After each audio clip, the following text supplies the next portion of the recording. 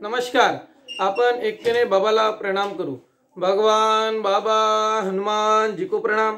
महान त्यागी बाबा जुमदेव जी को प्रणाम। परमात्मा एक नमस्कार। परमात्मा एक कार्यक्रमात आपण सर्व सेवक सेविका कुमार कुमारिकांचे हार्दिक स्वागत आहे। नमस्कार मंडळी, आपण आपल्या या कार्यक्रमामध्ये परमात्मा एक यावर आपण चर्चा करीत होतो। परमात्मा एक या विषयासोबत आपला जो पहिला तत्व आहे परमात्मा एक या विषयासोबत आपण आज गेल्या 5-7 दिवसापासून परमात्मा एक वर सतत चर्चा करत आहोत। याबरोबरच आपण या माध्यमातून परमात्माच्या एक आंतर रहस्य किंवा आंतर जी माहिती आहे ती नेमकी काय आहे, याबरोबरच या परमात्मा बरोबर अंतरात्मा आणि परमात्मा यामधला फरक काय, याबरोबरच परमात्माचे रूप कसं आहे, परमात्माची जानकारी, परमात्माचे रूप कोण्या पद्धतीने आहे, परमात्मा एक बाबांनी दिलेला एक तत्व, आपण दिलेला एक तत्व, परंतु त्यामागे किती मोठी माहिती आहे हे सुद्धा आपल्याला शोधणे पाहणे खूप महत्त्वाचे आहे। परमात्माचे रहस्य, परमात्मामधील आत्मज्ञान, परमात्माचा आत्मज्ञान, परमात्माचा सत्य परिचय आणि परमात्मा सोबत आपलं जीवनाचा एक प्रकारचे एक जो संबंध आहे आणि परमात्मा हा एक सर्वव्यापी, त्याचे रूप कसं, या गोष्टींवरील काही यामधील काही आपण चर्चा आपल्या कार्यक्रमामध्ये बघितल्या होत्या। या माध्यमातून मला हे सांगावंसं वाटते की आपला जो मार्ग आहे, आपण दिलेला परमात्मा एक आहे, केवळ आपण सांगण्यापुरता किंवा बोलण्यापुरता मर्यादित नाही, तो आचरणात आपण कसा आणतो, कोण्या माध्यमातून आणतो आणि कशा पद्धतीने आणतो हे खूप महत्त्वाचे आहे। परमात्मा आणि आत्मा यामधील बऱ्याच साऱ्या गोष्टीवरती आपण चर्चा केलेल्या आहे। आता या संबंधामधून परमात्मा हा स्वयं सर्वव्यापक आहे, परमात्मा हा सर्वव्यापक आहे आणि जेव्हा भगवंताने आपल्याला 2 तत्वे दिलेली आहेत वचनाप्रमाणे, ते 2 तत्व जितके महत्त्वाचे आहेत तितकेच ही 2 तत्वे महत्त्वाची होती। यापैकी जो पहिला तत्व प्रथम बाबांनी दिलेला जो तत्व आहे परमात्मा, हा खूप महत्त्वपूर्ण ठरलेला आहे आणि या परमात्मा एकच्या माध्यमातून आपल्याला या मागच्या पूर्ण काही जे काही माहिती आहे ती माहितीची पडताळणी करणे फार गरजेचे आहे। आपण चर्चा केली, बाबांनी स्वतःवरून, स्वतःच्या आत्मेवरून परमात्माशी निगडीत सारांश आपल्या पुढे ठेवलेला आहे। हा सारांश सुद्धा समजणे आपल्याला कठीण आहे। काल बोललो आपण, मान सन्मान खुर्ची, मान प्रतिष्ठा पद आणि परमात्मा, परमात्माचे जे नियम आहेत त्यामध्ये फरक आहे। म्हणून आपली आत्मा, आपल्या आत्मेचा अंश, जीवाच्या आत्मेचा अंश, आत्मा परमात्माचा अंश आहे। मग आपली आत्मा, इतरांची आत्मा आणि परमात्मा यामधला जो अंतर आहे हा समजून घ्या। जरी आपण वारंवार परमात्मा सोबत बोलताना हे विषय जरी रिपीट करत आलो तरी फार महत्त्वाचे आहे। तर मंडळी, या परमात्म्यामध्ये अशी कोणती माहिती लपलेली आहे, असं परमात्म्यामध्ये काय आहे, परमात्मा किती पद्धतीचा असेल, खरंच परमात्मा हा पूर्ण व्यापक आहे का की नाही, या सर्व गोष्टी समजणे फार कठीण आहे। जर तुमची आत्मा ही स्वाभाविकपणाने बाबा जुमदेवजी यांनी दिलेली जी शिकवण आहे त्या पद्धतीने कार्य करत असेल, तुमची आत्मा म्हणजे तुम्ही, तर त्या पद्धतीने तुम्ही नेमकं परमात्मा एक पर्यंत पोहोचू शकता। परमात्मा एक यामध्ये बाबांनी काय म्हटलं होतं, संपूर्ण प्राण्यांचा आत्मा हा परमात्माचा अंश आहे, म्हणजे परमात्मा हा एक आहे। बाबांनी जे यामधलं बिंब, ज्यामधली माहिती अंतर आत्मेच्या आत्मेमधून बघितली होती आणि स्वयं भगवान या ठिकाणी निराकार होते. म्हणजे बाबा जुमदेवजी हे निराकार उपस्थित होते. भगवंत म्हणजे आत्मा, हिला कसल्याही प्रकारचे आकार नाही हे आपण बघितलं परमात्मा. मग या माध्यमातून परमात्म्यामधली किती माहिती लपलेली आहे किंवा माहिती उघड आणू शकतो हे आपलं स्वतःचे एक अभ्यासक्रम म्हणा, प्रॅक्टिकल किंवा थेरॅटिकल समजा. आता यामध्ये प्रत्येक आत्मेने जेव्हा इथे जन्म, प्रत्येक आत्मेच्या इथं नवजीवन एक शरीर रूपामध्ये तिला जीव मिळालेला आहे. आता ही आत्मा, सर्वच आत्मा सारख्या पद्धतीने राहतील असं नाही. परमेश्वराने परमात्मा या आत्मेसोबत जे माणसाचे किंवा इतर लोकांचे जो राहणीमान आहे इतर आत्मेचे, या राहणीमानामध्ये कितीतरी गोष्टी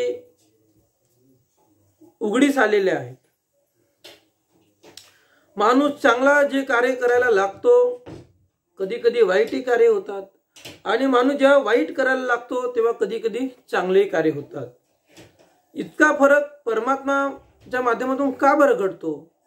तर माणसाचे जे कर्मभूमी आहे, जे कर्म करण्याची तयारी आहे ती फार महत्वाची आहे. ती योग्य आहे की कालच्या भागामध्ये आपण बोललो. या माध्यमातून काल आपण शांती, आत्मशांती आणि मोक्ष प्राप्ती कोण्या माध्यमातून कोणत्या कार्याने भेटेल यावर सुद्धा आपण बोललो. आता विषय असा आहे की परमात्मा आहे, पण परमात्मा खरंच कसा असेल? आपण निराकार वगैरे वेगवेगळे बोललो जाऊ, पण जो भगवान आहे त्याला आपण आकारात नाही बघितलं. खरं त्या भगवंताला आपण गुणरूपी पाहिला आहे. आज शैक्षणिक अभ्यासाच्या दृष्टिकोनातून जर विचार केला, परमात्मा किंवा भगवान आहे हे सिद्ध करून दाखवा, आपण या गोष्टीला कसं प्रूफ करून दाखवू हा सुद्धा एक प्रश्न पडतो. कारण अंधश्रद्धा आणि श्रद्धा याच्यामध्ये खूप फरक आहे. आता म्हणून बाबांनी एक आपल्याला संदेश दिलं होतं की अज्ञान मानवने भगवान मेरे पास है कहने से वैचारिक क्रांती होगी.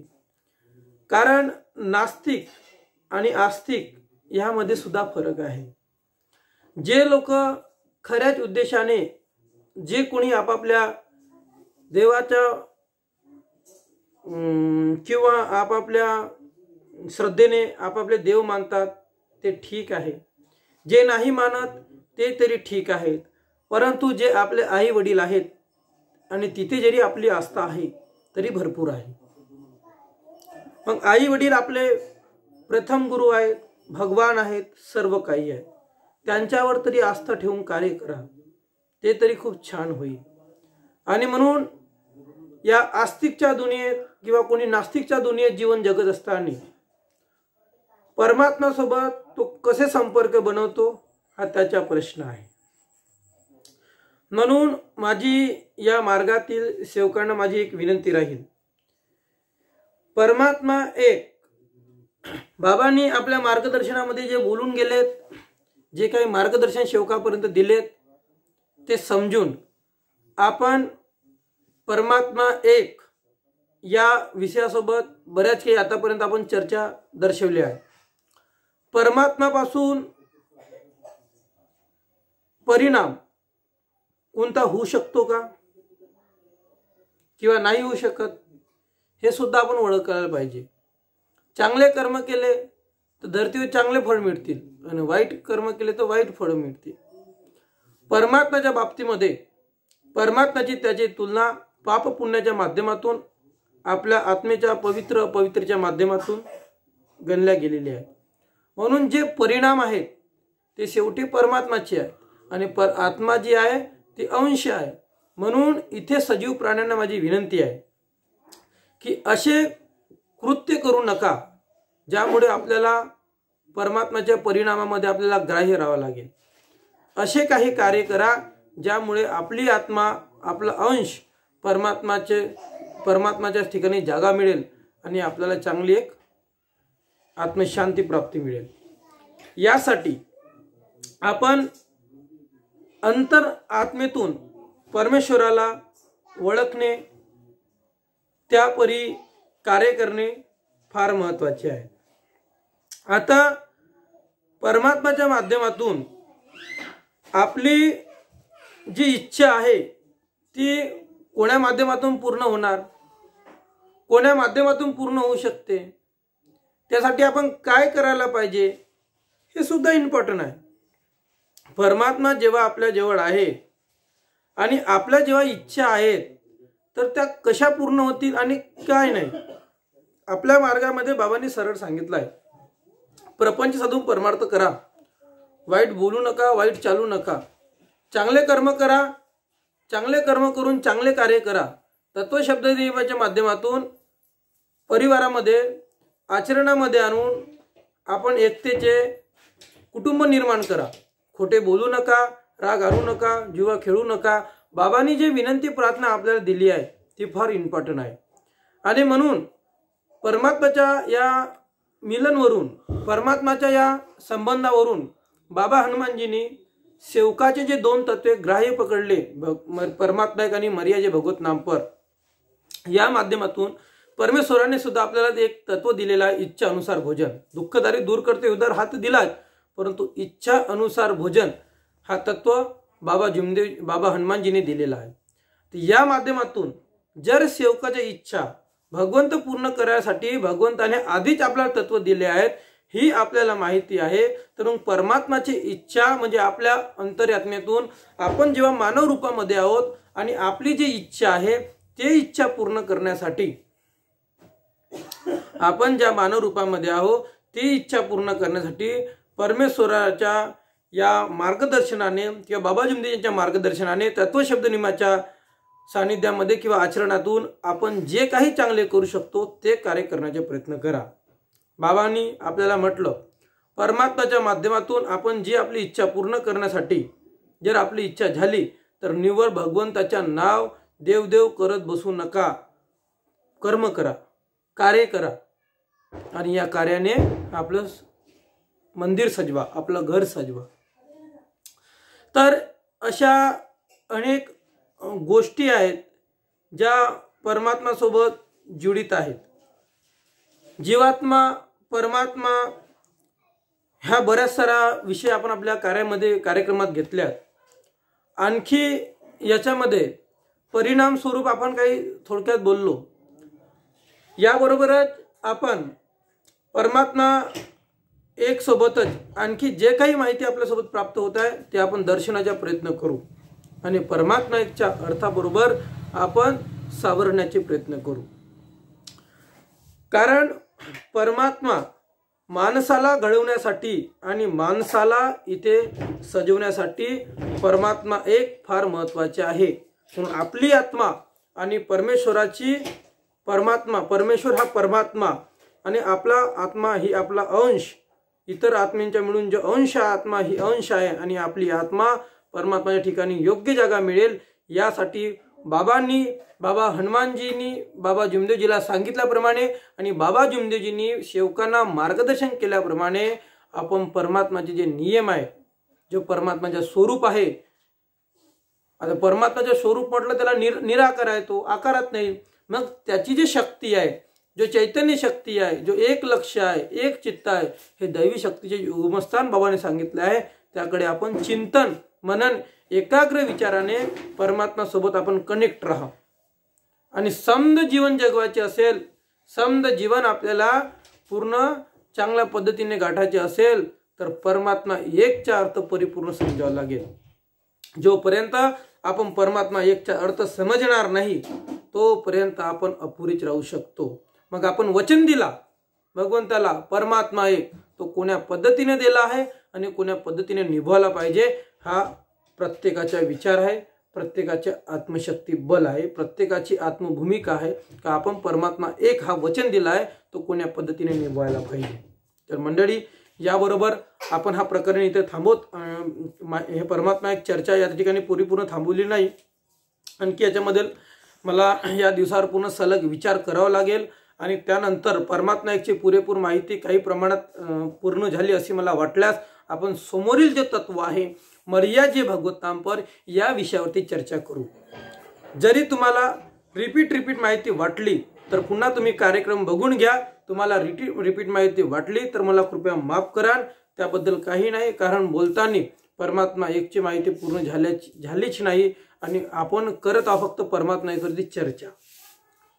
मार्गदर्शनामध्ये बाबांच्या हयातीमध्ये जितकी आपल्याला माहिती दिली आहे त्यापर्यंत आपण बोलतो, परंतु ती सुद्धा आचरणात आणत नाही।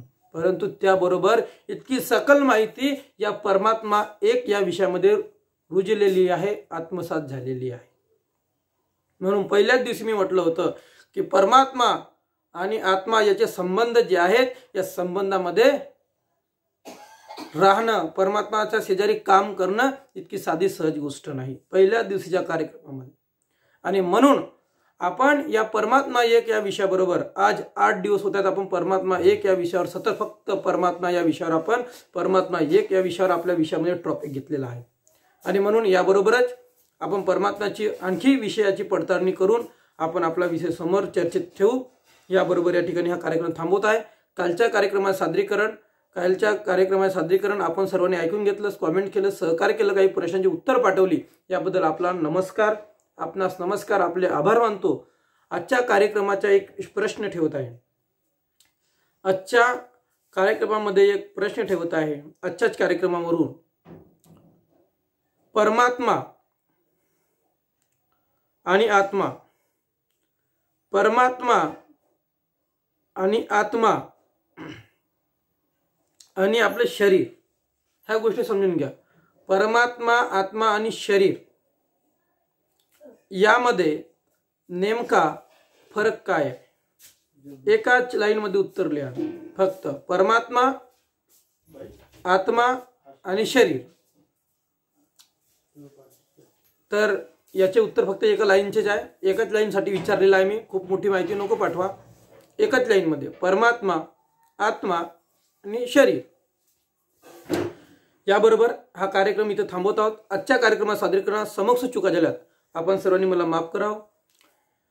भगवान बाबा हनुमानजी मान तेगे जुमदीजी आहे वाराणसी, संपूर्ण सेवसिका कुमार कुमारकांना मी माफी मागतो आणि वाणीला विराम देतो आणि नमस्कार करतो। नमस्कार नमस्कार।